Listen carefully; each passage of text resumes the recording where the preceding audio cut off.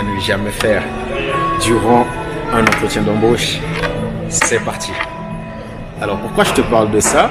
Parce que si tu as déjà eu un entretien d'embauche, ça veut déjà dire que ton profil intéresse le recruteur. Donc tout ce que tu as à faire, on va dire que entre guillemets, tu as 50% de chance d'être pris au poste. Donc tout le reste, c'est entre tes mains. Bien sûr, il y a d'autres candidats qui vont être là également pour leur interview. Mais si tu te prépares bien, tu te prépares excellemment et que tu sors du lot, tu as le job. Donc sans plus tarder, c'est d'arriver en retard et de ne pas prévenir le recruteur. Il faut savoir que les recruteurs ont pour objectif de vérifier le sérieux des candidats. Et un événement comme ne pas être à l'heure à un entretien d'embauche témoigne de manque de professionnalisme et de sérieux de votre part.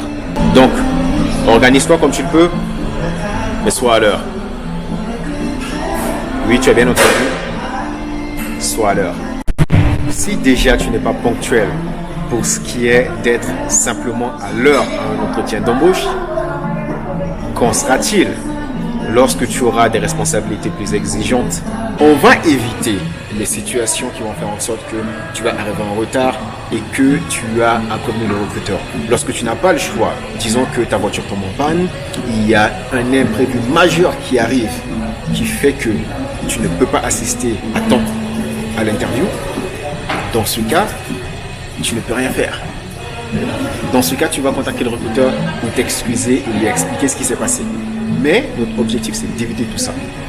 Tu vas faire en sorte d'arriver à l'heure pour ton entretien, peu importe le prix. Donc, qu'est-ce que tu vas faire? C'est que tu vas peut-être te déplacer, aller jusqu'à l'adresse de l'entretien, aller au sein de l'entreprise en mode espion pour voir le chemin, savoir comment faire pour aller là-bas.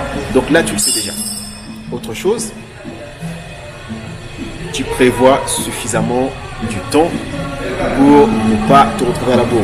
Tu prévois d'arriver 45 minutes en avance, voire 1 heure en avance si tu vis loin ou si tu sais qu'il peut y avoir potentiellement des bouchons ou si tu sais qu'il peut y avoir des trains qui ne marchent pas.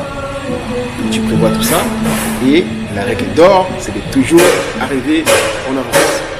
Toujours arriver en avance, peu importe le prix. Et n'oublie pas que tu n'es pas seul dans un entretien d'embauche. Parce que toi, lorsque tu n'es pas à l'heure, il y en a d'autres qui vont venir 30 minutes avant toi.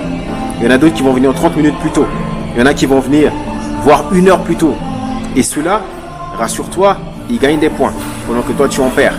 Penser que tu es le seul à venir en entretien d'embauche, c'est une illusion. Et ton entretien d'embauche, c'est un sprint. Lorsque Usain Bolt il fait un sprint, tu as des coureurs qui sont avec lui.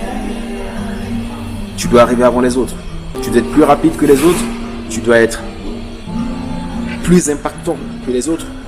Bref, tu es en compétition et tu dois sortir du lot par tous les moyens. En restant dans l'éthique, bien sûr.